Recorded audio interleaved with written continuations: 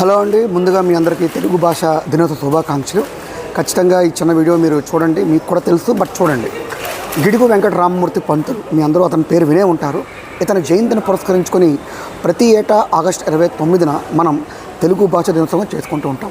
ఇతను పుట్టింది శ్రీకాకుళం జిల్లా పర్వతాలపేట అండి.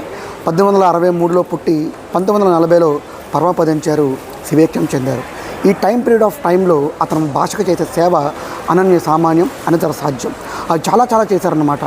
ఏదైతే గ్రాంధిక భాష ఉందో, మనం మాట్లాడుతున్న వ్యావహారిక భాషని సరళతరం చేసి ఒప్పుకున్నది ఫస్ట్ ఈయనే అన్నమాట.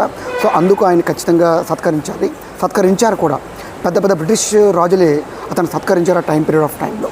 ఇదంతా ఎందుకు చెప్తున్నాను అంటే, మీ అందరికీ తెలుసు, తమిళులు అయి ఉండి తమిళులు వాళ్ళకున్న భాషాభిమానం, వాళ్ళకున్న ప్రాంతీయ అభిమానం మిగతా రాష్ట్ర వాళ్ళకు ఉండదు.